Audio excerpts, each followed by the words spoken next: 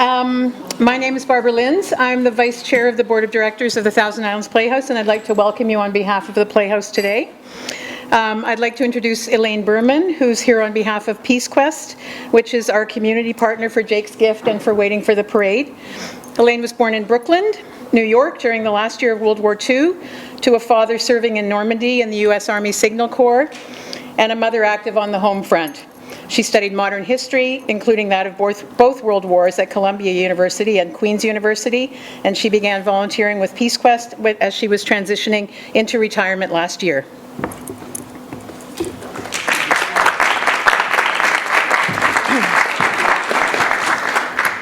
I'm honored to bring you greetings from PeaceQuest. Sorry, height challenged. Yes. I'm honored to bring you greetings from PeaceQuest. I'm pleased to bring you these greetings from PeaceQuest, a local group of peace activists initiated by the Sisters of Providence, who've come together to facilitate and originate activities in educational, cultural, religious, artistic sectors, and with the Kingston City Council, which will involve many of the commemorations sparked by the anniversaries of major events during World War I and World War II.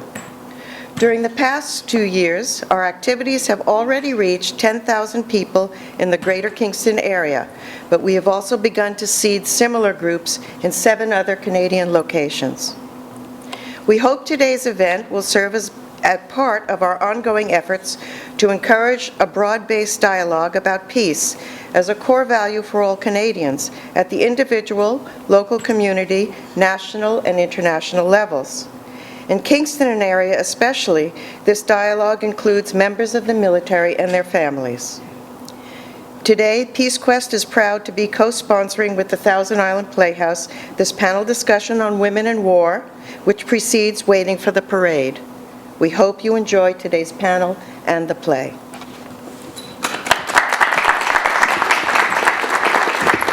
Thank you, Elaine. And a big thank you to PeaceQuest for generously donating 50 tickets to CFB Kingston and to the Kingston Military Family Resource Centre for both Jake's Gift and for Waiting for the Parade.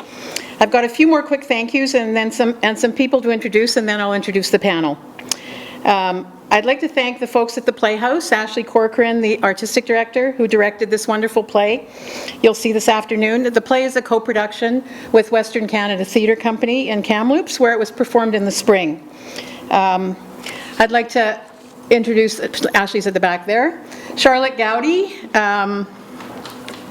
Charlotte Gowdy is the Associate Artistic Director of the Playhouse. She's in rehearsals now for Educating Rita, which opens on September 26th and runs to October 18th. And then from November 21st to December 7th, she stars in Theatre Kingston's production of Venus in Fur, which is happening at the Studio Theatre in the new Isabel.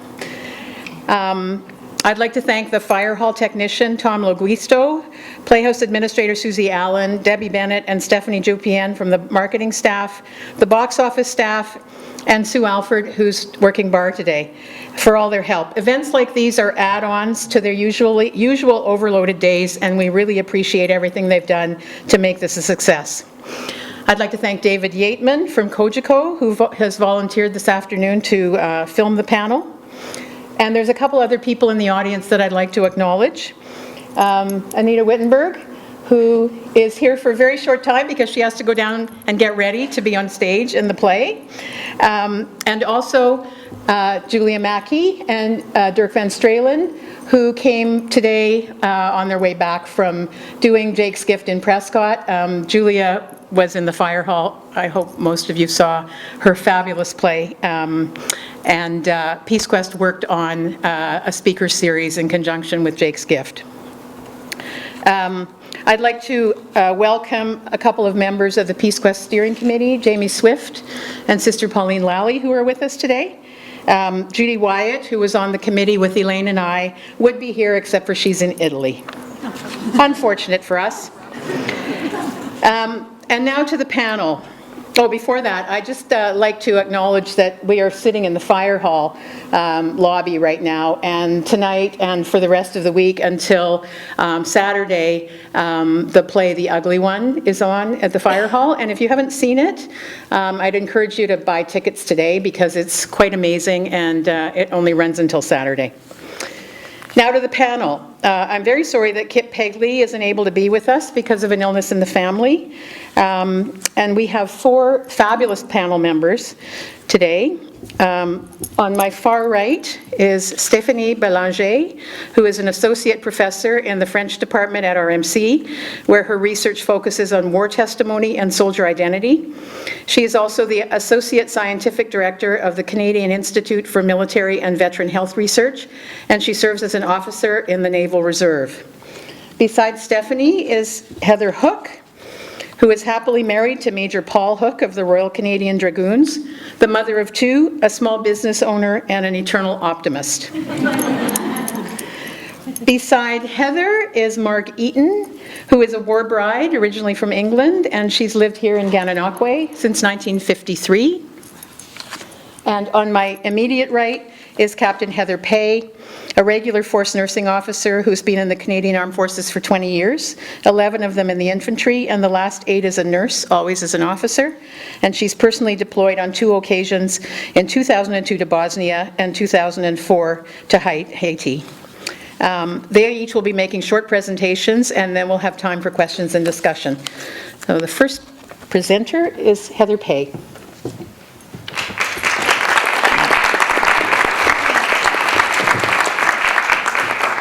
First of all, thanks, Barb, for bringing us all together for this wonderful occasion. We had the opportunity to see the play last week, and just as a brief from my perspective as a serving Canadian Forces officer and a serving nursing officer, as my background, yes, my 2 deployments were not as a nurse, but my last 8 years as a nursing officer, I've learned quite a lot about the nursing history and just where the women in the Canadian Forces have fit into. So what a lot of people don't know is that nurses have been in the military since the beginning of the military.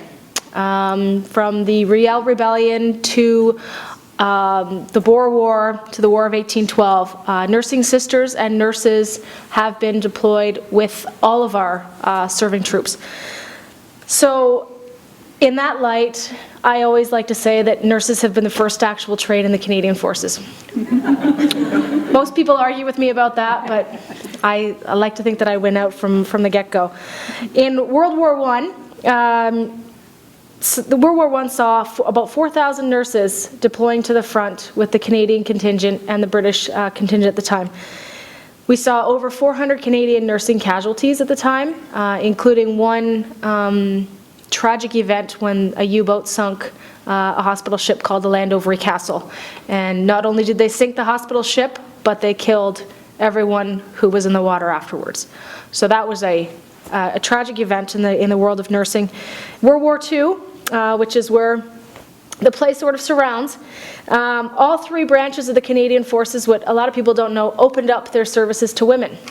We freed up, the government of Canada freed up the fighting soldiers to go to the front. So women were actually in uniform during the Second World War, occupying positions as typists, general clerical duty, but they were Canadian Forces women at the time. After the war, unfortunately, the government of Canada disbanded the Canadian Women's Military Service. Nursing sisters during the Second World War started in the UK as occupying Canadian hospitals in the UK. It wasn't until D-Day that the Canadian hospitals were actually deployed to the front lines. This is where the nursing sisters gave up their hospital gowns and uniforms to occupy pants, military suits, steel helmet, and actually went to the front lines, occupying casualty clearing stations very close to the front lines and often bombed. We were fortunate enough to only lose 1 nursing sister to the actual war damage. So she was in one of the casualty clearing stations when it was bombed by the Germans, and we are happy to say we only had 1 military casualty as a nurse. The military nurses were, you hear them called nursing sisters and you hear them called lieutenants. They occupied both. They were called sisters because typically the education for nurses at the time was all through the religious orders. So hospitals were teaching nurses, and the hospital staff were mostly nuns. Not every military nurse was from a religious order, but of special note, they were all single. No nurse was allowed to get married. Should they get married, they had to leave the forces. And that was something that many of them did post-Second World War. That's very different now, because we actually have the opportunity to advance in rank. We have the opportunity to continue our career progressions as nurses.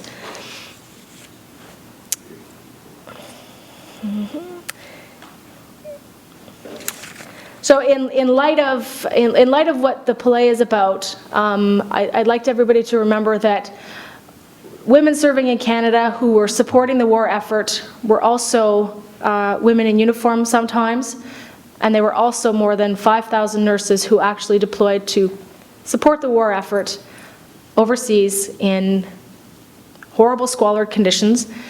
And yet they all came back. The majority of them remained with the Canadian Forces until they decided to get married. And then during the Korean conflict, nurses were actually brought in, and you could be married. So that was a big change to how the government saw women and how important a role they played in transforming the Canadian Forces as it is now. Every trade in the Canadian Forces is now open to women. And I think that's a big accomplishment, and I like to say that it started with nurses. Thank you. Good?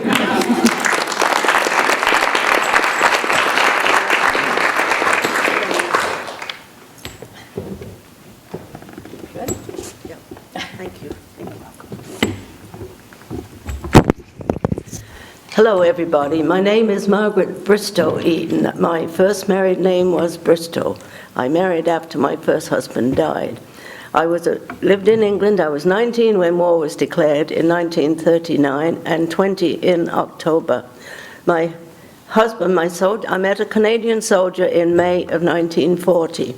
They were stationed in my hometown for about 10 days, and we met in a park Sunday afternoon at a band concert. He met me from work every day. We saw each other every day after we met, and then they were moved away. The 1st Canadian Division was taken to France, because at this time it was Dunkirk, and they went into France to form a spearhead to bring out the British troops that were in France. When he came back, he went stationed south of London. He came back on a 48 pass in July and asked me to marry him, and I said yes. Then the Battle of Britain started, and he didn't get any leave, and it was November before we were married. We were married on November the 5th, which in England is Guy Fawkes Day.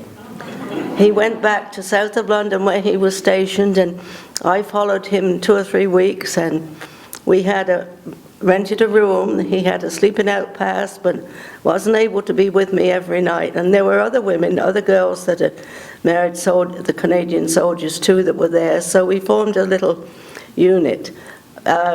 Money from the Canadian government or the War Department came in dollars. And in those years, in the 40s, nobody had a bank account. So we had to take our checks once a month into London to Canada House to cash our checks to get our money, which was we had made quite a day of it. We always went to Linds Tea House afterwards for tea. And as war advanced, the troops were moved south periodically, and we moved. The women mostly moved, and we did too. I lived in a house in Chipstead, and with a lady named Brenda. Her husband was in the Navy. She had 2 children. At this time, I discovered I was pregnant. And of course, during the war, even before the war and since, well, you don't go to hospital for babies, you have a midwife. So I had never been in hospital overnight as a patient, because my 2 children were born at home. In January of 1942, I had a baby girl. Her name is Anne. She's sitting right over there. And she was blue-eyed and fair-haired. And we were with Brenda and her boys for well, she had a boy and a girl with her children for quite a while, and then we moved. And then actually at that time, Dieppe happened, and the soldiers who were in Dieppe raid in France, they mostly got wiped out. Most of the troops got wiped out. So my husband was given a promotion. He was made company sergeant major and transferred to the Essex Scottish to train the young men that were coming over from Canada to fill the places of the ones that had died. There were some very young men came over. Boys, they were 16 and 17 years old. Some even had lied about their age to get in the armed forces. Well, we continued to move south as the war advanced, and we ended up on the south coast at Bognor Regis, which is a summer resort right on the English Channel. We were there, and during all this time, I had to carry a gas mask, and it was in a little box. And also during all this time, we were rationed, and our rations weren't that much, so Bill would pick up stuff at the army base or black market, and that's how we supplemented the food that we had. When my daughter was born, I had to have a box which she could fit. I could put a whole top of her body in it, and I used to have to carry that on the front of the buggy wherever I went, and also carry my own gas mask too. Raids were continual, planes all the time, and we had 2 or 3 really, really close escapes. One time we had an incendiary bomb come in the roof and in our bedroom, and we didn't get hurt, but we had to move to another place to live because of that. And we had quite a few number of close calls. And then whilst we were on the south coast, and when my husband was in the Essex Scottish, we got friendly with the quartermaster. His name was Finn Monroe, and he was from Windsor, and he had married an English girl called Elsie. And they had 2 boys, twin boys, and at this time I was pregnant with my second child, John, and we shared a house, and my son was born in the house, same house as Elsie and Finn, and the 2 boys were living. At this time, my friend Brenda, from where I had lived before, had come and picked up Anne and taken her away there for a month while I had this little boy. And when she came back, and when they were ready to leave, she was calling Brenda Mummy, and she screamed. Because I wasn't Mummy, Brenda was. She'd been with her for a month, and she really had a hard time to make her accept afterwards that I was Mummy.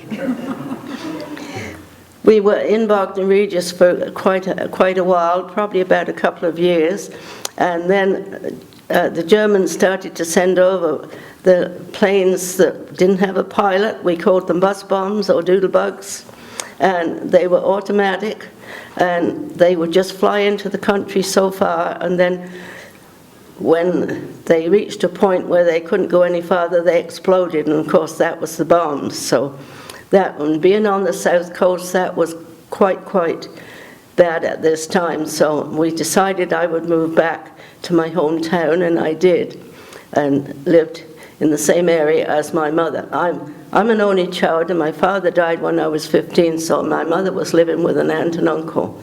But at any rate, we went back to live in my hometown.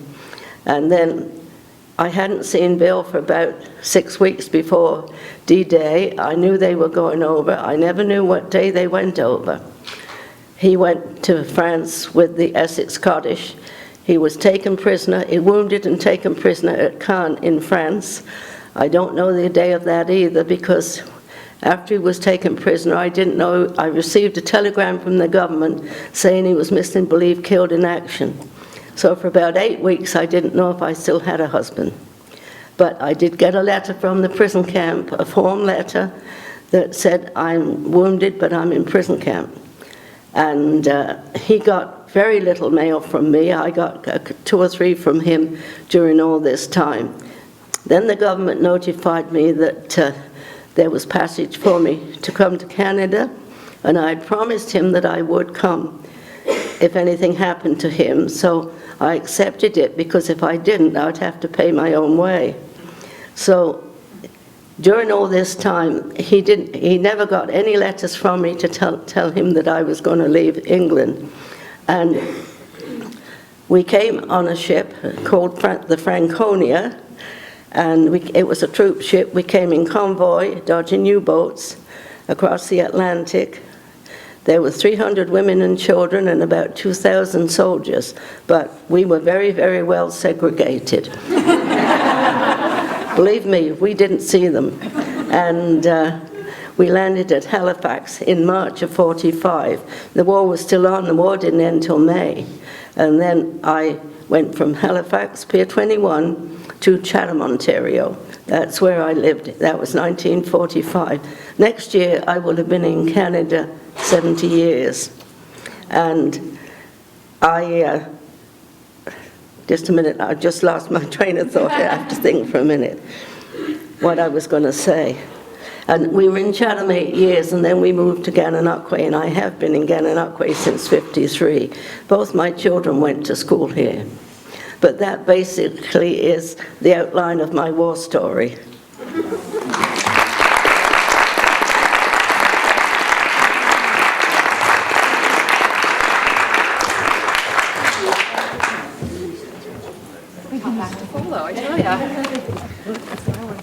Oh yeah, tough act.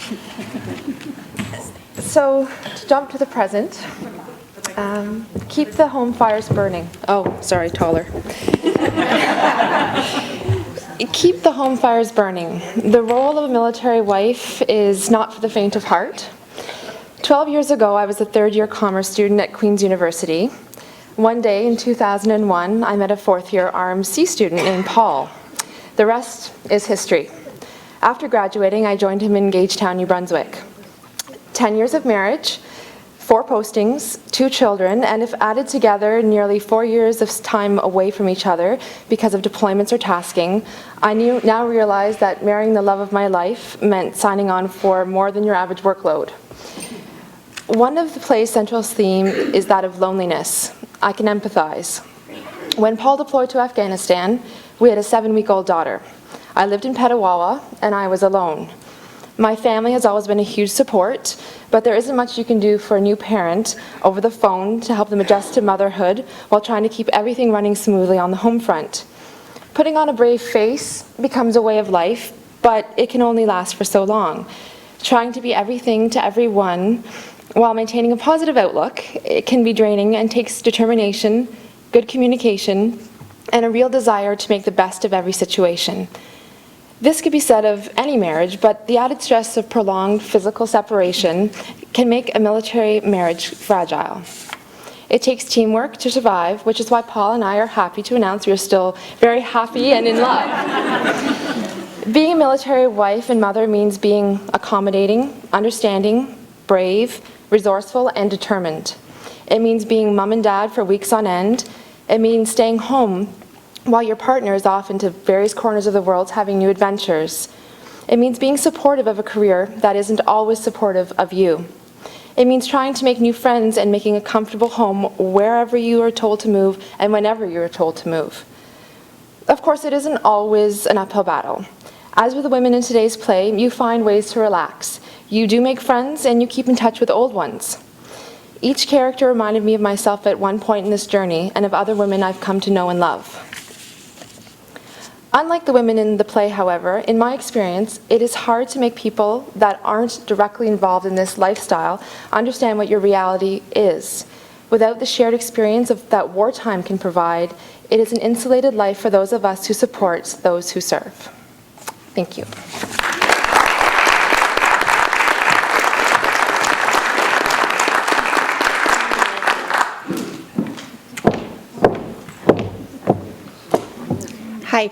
Hi, so I'm Stephanie. I am a professor at RMC, and I work with the Canadian Institute for Military and Veteran Health Research.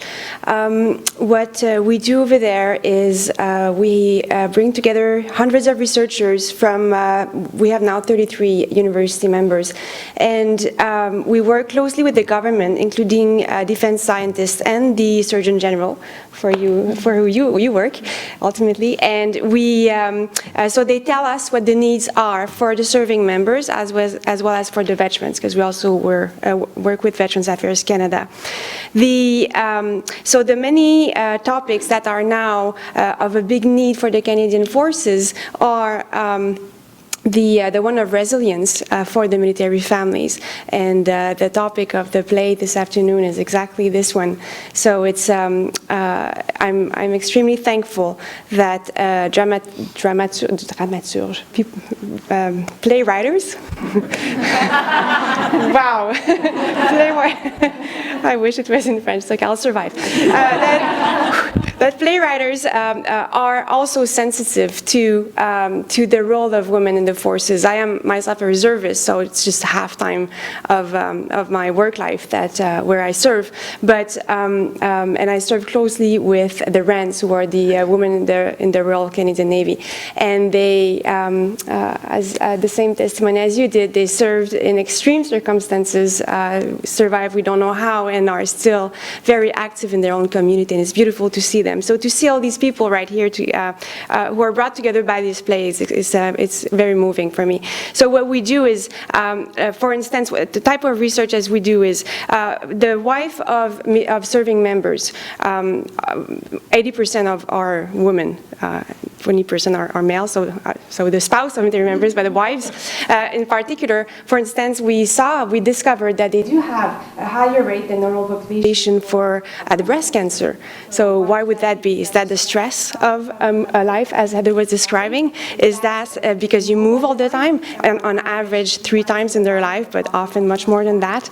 Is it the average is 3 times, but in reality, many could raise their hands if we say 10 and 12 times. It's a very difficult life in that sense, and then the weight and the fact that they move all the time also means it's difficult to find a family doctor every time, because the serving members do have access to great health services, which are federal, but now it's difficult when you are the spouse of to find provincial support. There's also other type of research, for instance, the resilience of the children, because they too are waiting for mommy or daddy, or for a big brother or an uncle. So there's that stress around the waiting for the members to come back from war.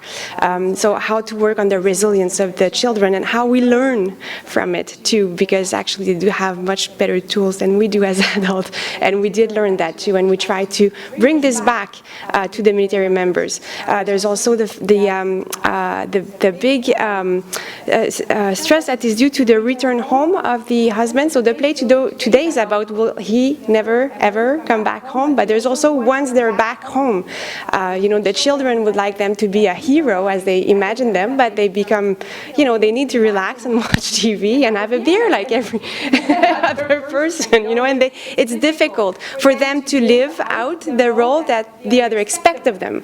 So that's something that we try to study and to prepare the families for that. There's also when they come back home, there's a huge rate as they come back of mental fragility, of mental health fragility. And then if this proportion is quite high as they come back, because of the good health system support they have, then it reduces to a very small number that is not bigger than in any comparable civilian population. But how do we prepare the family to receive these members when they come back home with that higher level of stress than normal? And then there's, we know that 20% of the family members of the spouse don't work, and then 20% of them were serving before, so they know what the spouse is going through, and there's a grief of not working anymore because they've done it and sacrificed for the family.